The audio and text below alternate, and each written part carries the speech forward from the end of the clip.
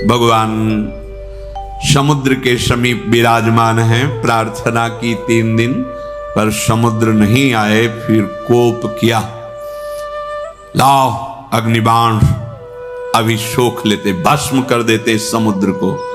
तो कनक थार भरी मनगन नाना, विप्र रूप आयो तजिमाना। मान का त्याग करके विप्र रूप धारण करके विविध रत्नों की भेंट लेकर प्रभु के चरणों में आए। शरणागत त्राहि माम प्रभु रक्षा करो। बड़े कृपालु प्रभु हैं। अकृपा तो इनका स्वभाव में है ही नहीं। विमुख भये निमिषहु न अकृपा, जब चितये तब वैसे। ये गुस्सा भी करते तो बहुत प्यारे लगते, गुस्सा करते हैं। और गुस्सा में इनके परम पद रहता है, प्यार रहता है, बहुत प्यार रहता है।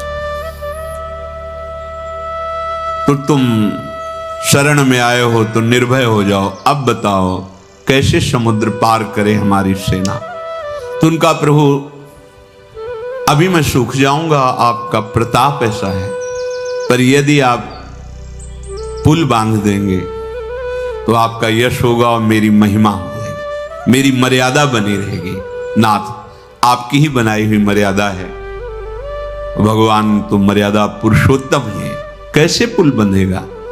तो आपकी सेना में नल और नील नाम के 2 ऐसे महान बलशाली बानर हैं जिनको पूर्व में वरदान प्राप्त हो चुका है कि वो किसी भी पाषाण को, पर्वत को छू के जल में डाल दें तो डूबेगा नहीं। भगवान ने कहा ये तो बहुत बढ़िया आपने बात बताई। तब जामवंत जी लिखा, प्रभु लीला बिहारी, अरे ये समुद्र क्या है।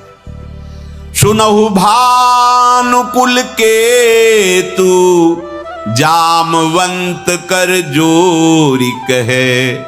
नाथ नाम तव से तू, नर चढ़ी भवसागर तरही।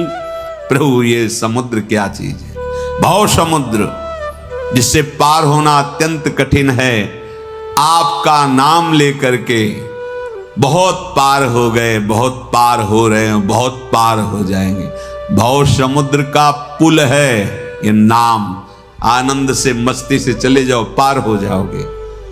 नानक नाम जहाज है, चढ़े सो उतरे पार। नाम रूपी जहाज में बैठ गए, भवसागर से पार उतर गए। ये छोटा सा समुद्र पार करने में कितनी देर लगेगी। जाम्बवान ने नल नील दोनों भाइयों को बुलाया और सारी बात बताई। मन में भगवान श्री राम के चरणों का स्मरण करके, प्रभु के बल का चिंतन करके इस सेवा का संपादन किया जाए। जाम्बवान ने कहा नल नील से कि आप बड़े बड़े पर्वतों को स्पर्श करके देते जाइए और उससे पुल निर्माण होगा।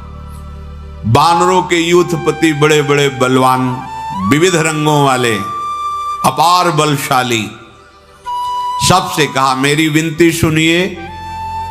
भगवान श्री राम के चरणों का चिंतन करते हुए एक खेल किया जाए। विशाल विशाल पर्वत उखाड़ कर लाओ, नल नील स्पर्श करते जाएंगे। वृक्ष उखाड़ के लाओ, पुल का निर्माण हो, समुद्र में पुल।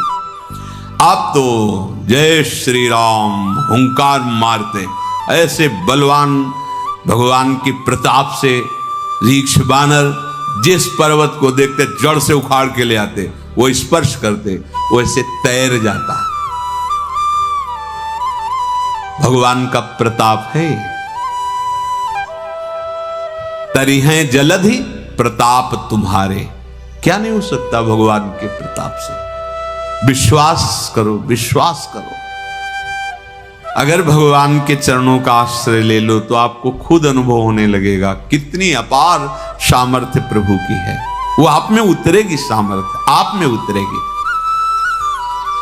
ऊंचे ऊंचे पर्वतों को, विशाल विशाल वृक्षों को खेल खेल में बानर रीक्ष आदि उखाड़ लेते हैं, नल नील को देते हैं।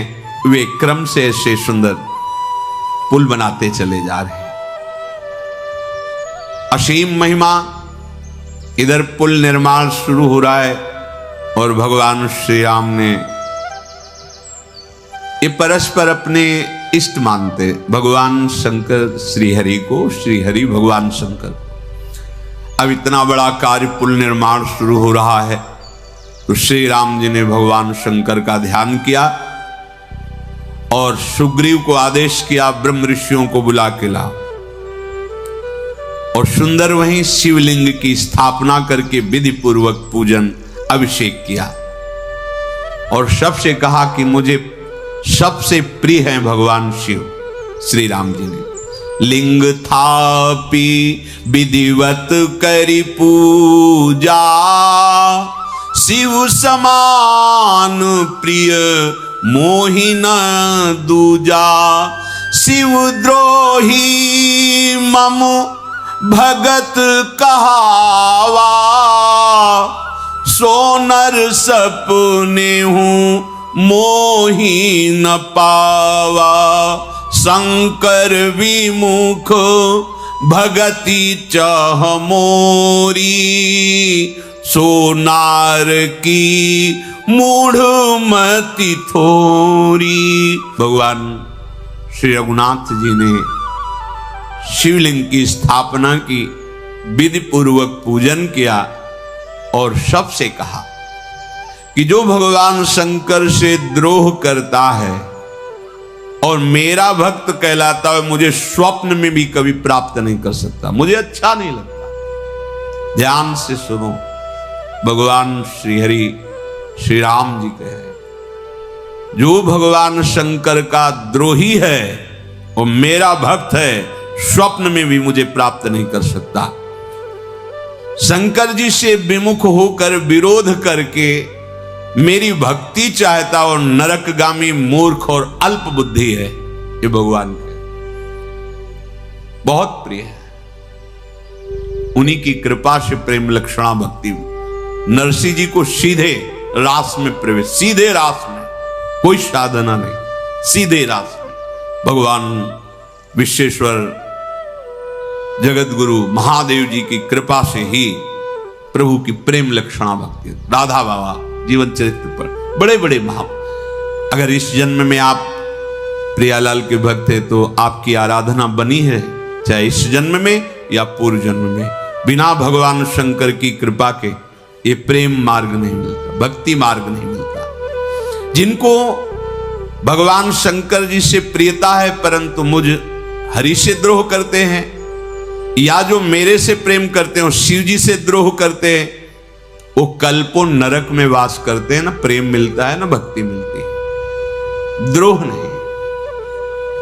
जे रामेश्वर दर्शन करही, ते तनु तजी मम लोक सिधरही, जो गंगा जल आनी चढ़ाई, सो सायुज्य मुक्ति नर पाई। मैंने जो रामेश्वर की स्थापना की है, यहां जो इनका दर्शन करेंगे वो उनका जब शरीर छूटेगा वो मेरे लोक को जाएंगे, और जो गंगा जल लाकर रामेश्वर जी में चढ़ाएगा वो सायुज्य मोक्ष को पाएगा। जो छल छोड़कर निष्काम होकर मेरे द्वारा स्थापित भगवान श्री रामेश्वर जी की सेवा करेगा, उन्हें भगवान शंकर की कृपा से मेरी प्रेम लक्षणा भक्ति मिलेगी। और जो मेरे बनाए हुए सेतु का दर्शन करेगा, बिना ही श्रम संसार समुद्र से वो पार हो जाएगा। श्री राम जी के श्रीमुख से वचन सुन करके जो आए हुए मुनिगण थे सब जय जयकार करने लगे। रामेश्वर जी की स्थापना हुई, प्रणाम करके मुनिजन अपने आश्रमों को गए तो भगवान शिव बोले, हे पार्वती, हे रघुनाथ जी की रीति है, वे अपने शरणागतों को बहुत प्यार करते। यह है परस्पर प्रेम। वो उनकी शरण में उनसे पूछो तो उनके आराध्य देव, इनसे पूछो तो इनके आराध्य देव। भगवत प्रताप से युक्त होकर नल नील ने सेतु बांधा, संपूर्ण जगत में बात फैल रही कि आश्चर्य, असंभव का संभव हो गया। समुद्र में पुल बांधा जा रहा है, समुद्र में। जो पत्थर का आश्रय ले ले तो आप भी डूबे, औरों को भी डुबाए, वही पत्थर आप भी तैर रहा है, औरों को भी पार करेगा। यह है भगवान का प्रताप। ये ना समुद्र की महिमा है, ना ये पत्थरों का गुण है, और ना नल नील की करामात है। श्री रघुबीर प्रताप ते सिंधु तरे पाषाण, ते मति मंज जे राम तजी भजहि जाई प्रभुआन। श्री रघुवीर के प्रताप से पत्थर भी समुद्र में तैर गए। ऐसे प्रभु को छोड़कर और किसी को, अन्य किसी का आश्रय ले लेना, बोले निश्चय उनकी बुद्धि मारी गई है। नल नील ने सेतु बांधा, बहुत ही सुदृढ़ सेतु। अब आप विचार करके देखो, जहां पत्थर रख देते हैं वहीं समुद्र में बड़ी विशाल तरंगे होती हैं। माना डूबेगा नहीं, लेकिन स्थान परिवर्तन तो हो सकता है। नल नील रखेंगे तो डूबेगा नहीं, स्थान परिवर्तन तो हो सकता है ना। अगर स्थान परिवर्तन हुआ लहरों से तो पुल कैसे बनेगा? ये सब राम प्रताप। जहां रख दिया वहां से टस से मस नहीं, ये भगवान का प्रताप। वहां कोई जोड़ तोड़ थोड़ी चल रहा है कि सरिया और बिल्डिंग और सब, या फेविकोल से चिपका के पत्थर रखे जा रहे हैं ना। अब तो कृपा निधान भगवान श्री राम बहुत प्रसन्न हुए, पूरा पुल बन गया। आश्चर्य की बात है, वृक्ष सूखे थोड़ी हैं, उखाड़ के ला रहे हैं हरे।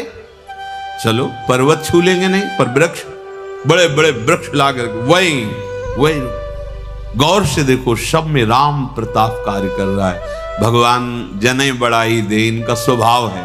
ये अपने जन की बड़ाई करें करावें आप सब, और जने बड़ाई दे, बड़े कृपालु। नहीं, गौर से विचार कर, ऐसी तरंगे समुद्र में आती ना कि कुछ भी वस्तु एक लहर में बहुत दूर, तो पुल तो टिक ही नहीं सकता ना। वो कोई जोड़ तोड़ थोड़ी लगा हुआ है। जहां वृक्ष रखा पत्थर वहीं, टस से मस नहीं। हरे हरे वृक्षों को उखाड़, पर्वत में कितने वृक्ष होंगे, पूरा पर्वत उखाड़ कर वही राम प्रताप। कर तुम अकर तुम अन्यथा कर तुम सर्व समर्थ। अब तो पुल बना तो गर्जना हुई, बानरों की गर्जना, बड़े रंग बिरंगे, कोई काले रंग का, भूरे रंग का, लाल रंग का, गेरुए बड़े, और रीछ एक से सफेद रंग के, काले रंग के, पर्वताकार एक साथ गर्जना हुई। निशाचरों के दिल दहल रहे हैं, 400 कोस दूर गर्जना सुनाई दे रही। ये भगवान श्री राम का बल बोल रहा है। करुणा निधान प्रभु सबसे आगे चले गए। जे ही प्रभु पुल पे विराजमान हुए तो जितने समुद्र के जलचर थे सब ऊपर निकल आए। बड़े बड़े मगरमच्छ, घड़ियाल, विशाल सर्प, 100 योजन के शरीर वाली मछलियां, 100 योजन की, भगवान के दर्शन के लिए। और जो ऐसे 100 योजन की मछलियों को भी खा जाए, ऐसे बड़े बड़े जीव समुद्र से निकले। कोई किसी को कष्ट नहीं पहुंचा, सब निर्निमेष नैनों से भगवान श्री राम के दर्शन कर रहे। भगवान के दर्शन से सबके हृदय में परम आनंद है। खाने पीने की चिंता नहीं कि ये हमारा आहार है, इसको हम खा लें। सब एकटक देख रहे, आनंदित है। वो ऐसे जैसे एक पुल बना वृक्ष और पहाड़ का, दूसरा पुल बन गया। ये भगवान का स्वरूप देखकर इन जलचर जीवों में प्रेम प्रकट हो रहा है। प्रभु श्री रामचंद्र जी ने आज्ञा करी, सेना प्रस्थान करे। कौन वर्णन करे कितनी सेना है। सेतु बंद भई भीर अति कवि कपि नभ पंथ उणाही। अपर जल चरनी ऊपर चढ़ी चढ़ी पार ही जाए। इतनी भीड़ थी कि कैसे निकले, तो कुछ तो हवा में उड़ने लगे, कुछ जलचर जीवों के ऊपर पैर रख के छलांग मारते हुए, कुछ पुल से। भगवान श्री राम करुणा दृष्टि से सबको देख रहे, अपार बल। रघुवीर सेना सहित समुद्र के पार हो गए। वानर यूथपति कितने गणना नहीं हो सकती। लंका के समीप समुद्र के तट पर डेरा डाला गया पार होकर के। भगवान ने कहा जाओ, सब सुंदर सुंदर फल फूल, बड़ी सुरक्षित ये सब बाग बगीचे हैं रावण के द्वारा, खाओ जाके। भगवान की सेना, इसलिए प्रकृति भी जो मौसम में अलग अलग फल होते वो सब एक साथ हो गए कि आज हम कृतार्थ हो जाएंगे, भगवान के जनों की सेवा में आएंगी। वृक्ष फल प्रदान करते हैं, बानर भालू सब पर्वत के शिखरों पर चढ़ करके बड़े बड़े पत्थर लेकर के फल खा के लंका की तरफ फेंकते हैं, जैसे ओले बरसाए जा रहे हो किसी यंत्र से। ऐसे बानर भालू सूचना आ गए हैं भगवान श्री राम। अगर किसी राक्षस को वहां बगीचे में पा गए तो सब घेर करके पहले उसे नाच नचाते हैं, फिर दांतों से काटते हैं और फिर कहते बोलो जय श्री राम। हाँ, नाच, जय श्री राम जय श्री राम बोल। नहीं बोलते, दांतों से काटते हैं, पीटते हैं। और जो दैन्य होकर के समझ गए ना, एक पीट रहा है तो दूसरा समझ, पहले ही बोलता जय श्री राम जय श्री राम, बोले तुम जाओ कोई बात नहीं। तो जितने वहां बगीचा के थे जय श्री राम बोल के सब आओ, कि कौन पिटे, एक से एक महाबलशाली भगवान के प्रताप से। जो नहीं बोलता रावण का अनन्य था, तो दांत से नाक और कान काट के पीट के उसे भगा देते। जा रावण को दिखा जाके, उसकी बहन ने दिखाया था जाके नाक कान, ऐसे तू दिखा जाके। अब वो सब भाग भाग के नक कटे, जिन्हें नाक कान काट गए। रावण ने कहा ये सब, अब हजारों खड़े, खून बह रहा है। बोले महाराज वो सेना आ गई है, बलवान बानरों ने सब दुर्दशा। कैसे आ गई? पुल बांध दिया। घबरा गया, बौखला गया, दसों मुख से एक साथ बोल उठा, बांध्यो वन निधि नीर निधि जलधि सिंधु बारिश सत्य तोय निधि कंपति उदधि पयो निधि नदीस। दसों मुख से वन निधि नीर निधि जलधि सिंधु वारिस तोय निधि कंपति उदधि पयोधि नदीस। ये एक ही समुद्र के पर्यायवाची 10 मुखों से बोल उठा। क्या पुल बांध दिया? बौखला गया, पुल बांध दिया समुद्र में। हाँ महाराज, व्याकुल हो गया और देखा सब सभा देख रहे तो हंसने लगा। और आज की सभा यहीं समाप्त होती है। और अब कैसे अपने भय को रोक पावे, समुद्र बांध लिया गया। तो हंसते हुए सबको दिखाते हुए कि मैं डरा नहीं हूं, राजमहल की तरफ गया। पसीना आ गया उसके, बैठ गया महल में जाके। मंदोदरी फिर नजदीक आई, फिर पैर पकड़ा और कहा देखो प्रभु श्री राम इस बार आ गए हैं। अब भी आप समझ लो उनके बल को। खेल खेल में समुद्र में पुल बांध दिया। आप मेरी प्रार्थना मान लो, मैं आपके चरण पकड़ती हूं, सिर नवाती हूं। मैं अपने सुहाग की भीख आपसे मांग रही हूं।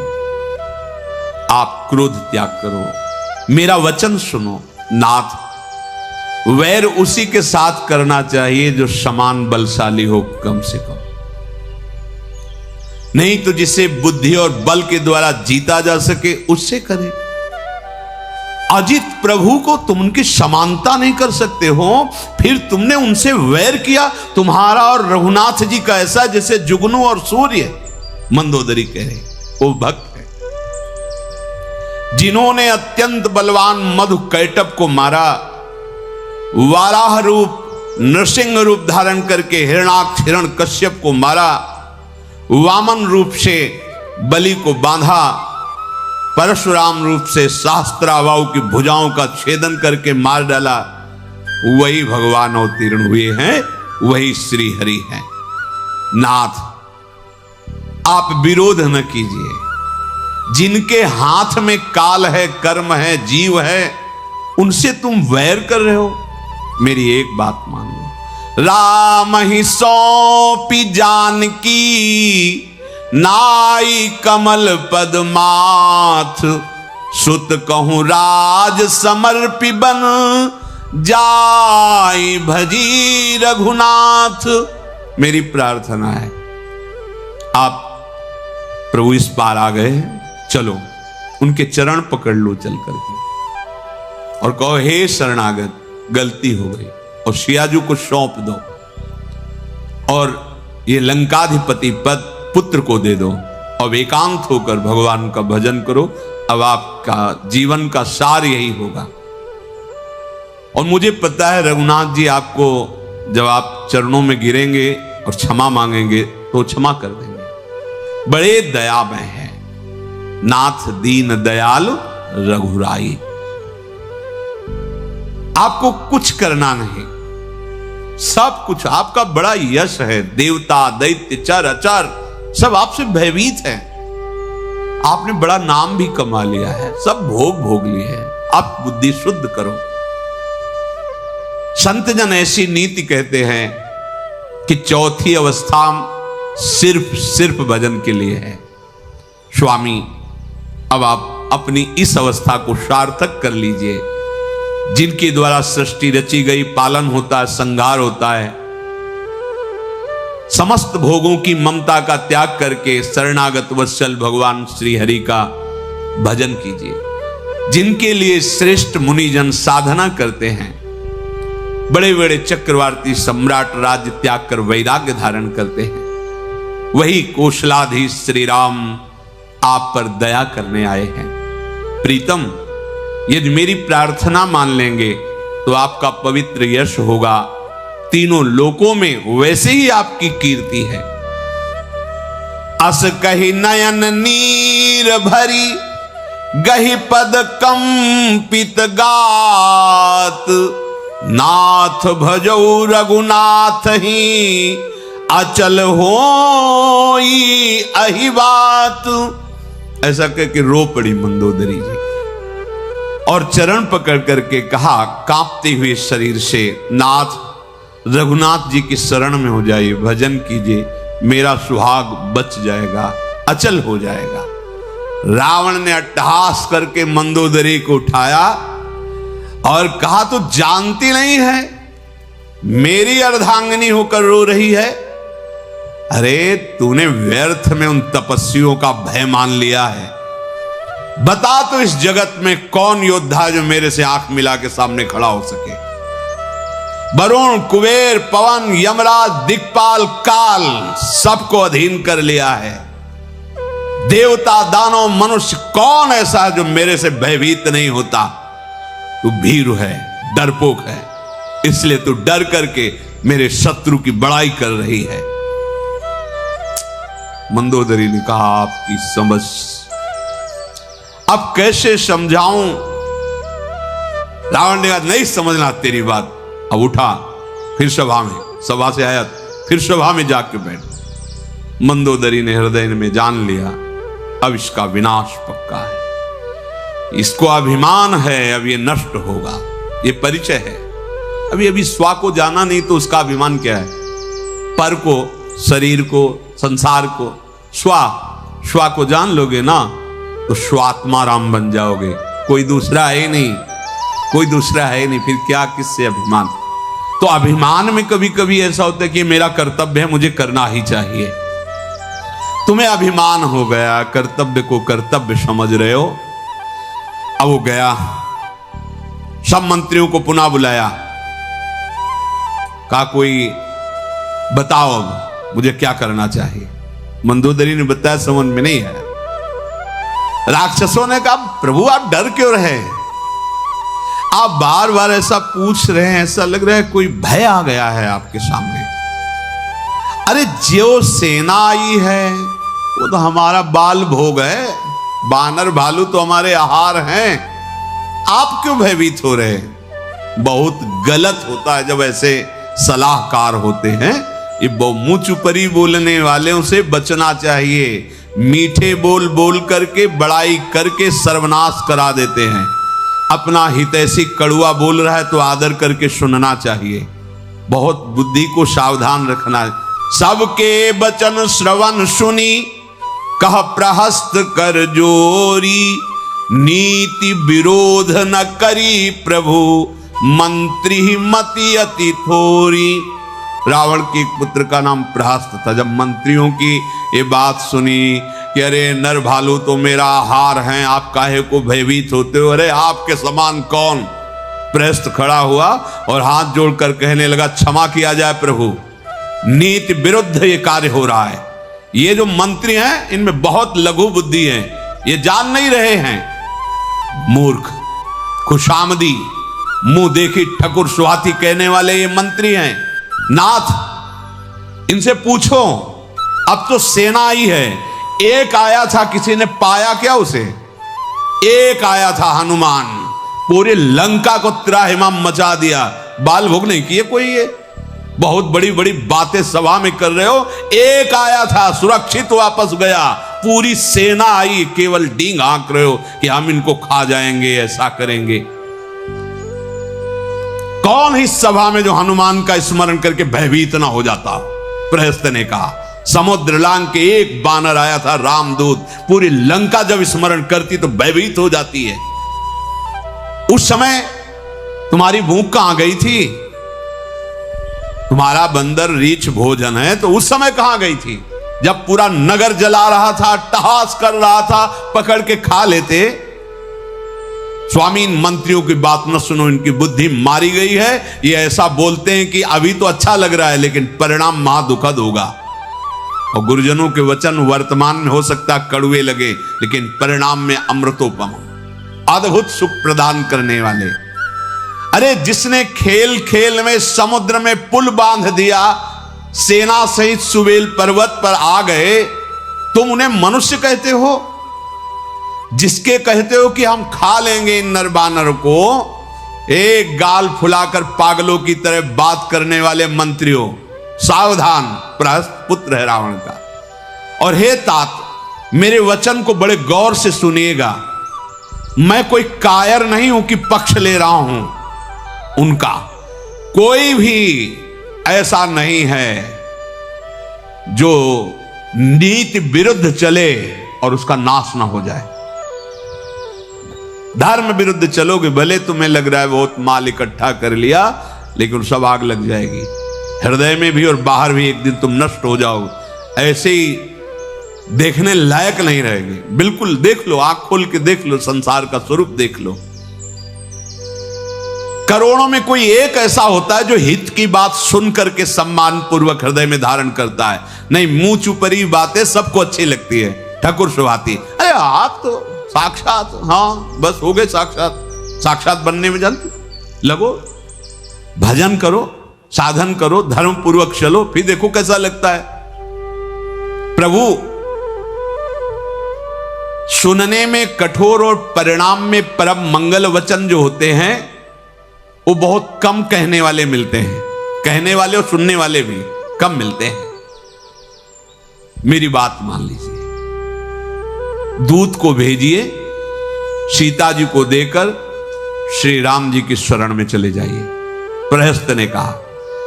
वो सीता जी को पाकर के, मुझे विश्वास है आगे कदम नहीं बढ़ाएंगे लंका में, और यदि नहीं, सीता जी को वापस कीजिए, और यदि वो वापस नहीं जाते हैं तो प्रभु सबसे आगे मैं युद्ध में हूंगा।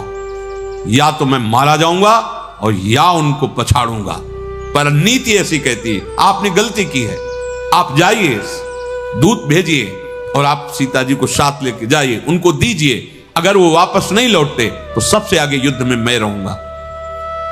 प्रभु यदि मेरी बात मान लोगे तो यहां भी यश होगा, परलोक में भी मंगल होगा। रावण ने गुस्से में भर का, मूर्ख, तुझे ऐसी बुद्धि किसने सिखाई है? अब मुझे संदेह हो रहा है कि तू मेरा पुत्र है कि नहीं। रावण ने कहा, मुझे संदेह हो रहा है कि बांस की जड़ में घमोई तू कैसे पैदा हो गया। पिता की अत्यंत घोर और कठोर वाणी सुनकर बृहस्पति ने कहा, बस अब हमें लग रहा है कि तुम्हारा दुर्भाग्य प्रकट हो गया है। सभा से उठे चले गए।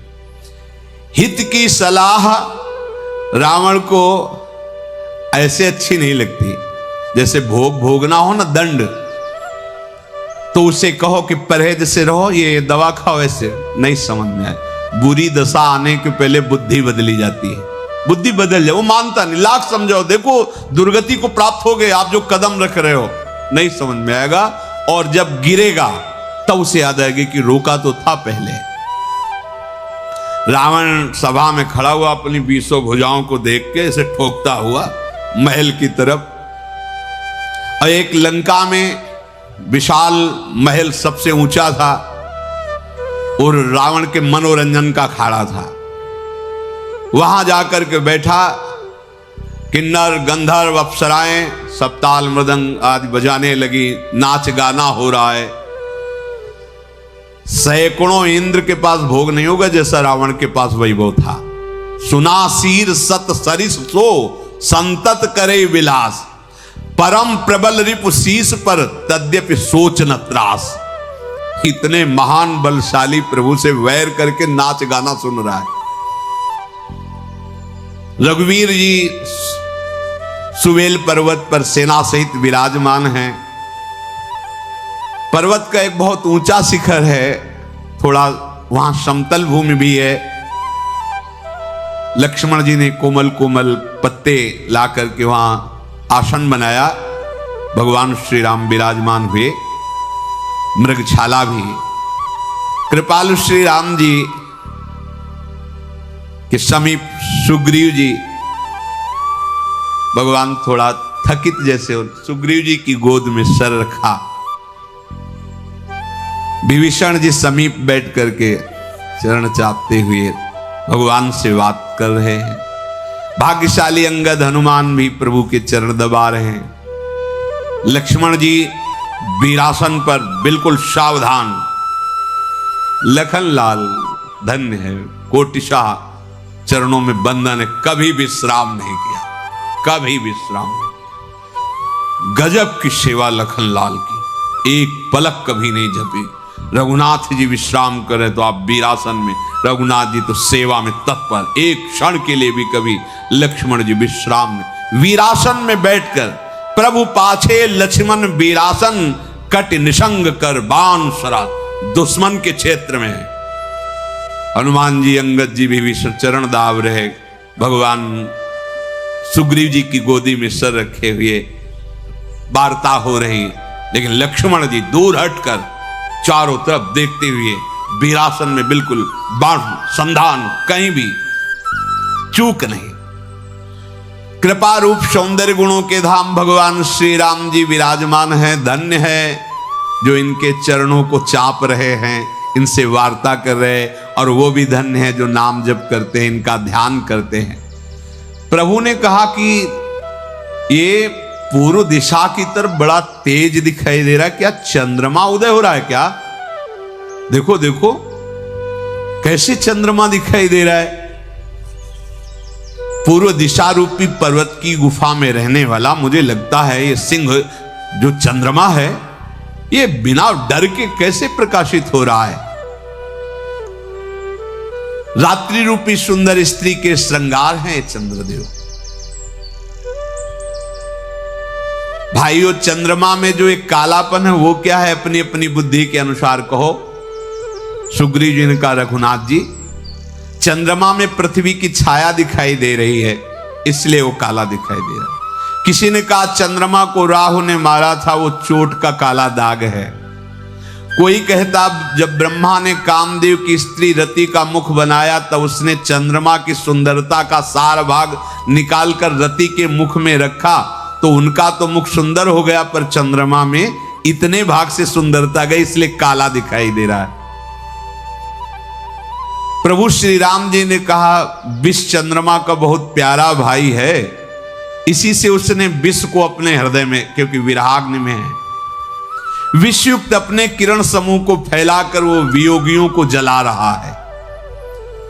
तब हनुमान जी ने कहा प्रभु चंद्रमा आपका प्रिय दास है, और हम तो देख रहे हैं तो वो जो काला दाग ये लोग बता रहे हैं, मुझे तो आपका ही सुंदर रूप दिखाई दे रहा है।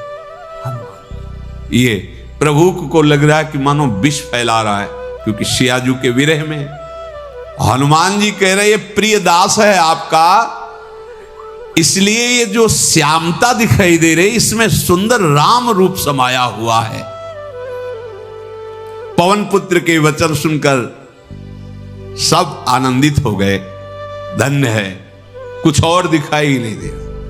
भगवान श्री राम हनुमान जी की तरफ देखकर मुस्कुरा दिए, फिर दक्षिण की तरफ देखकर कृपा निधान बोले ये दक्षिण दिशा की ओर देखो, ये बादल कैसा घुमड़ रहा है, बिना बिजली के बिजली चमक रही और हल्के हल्की गर्जना ध्वनि के साथ हो रही।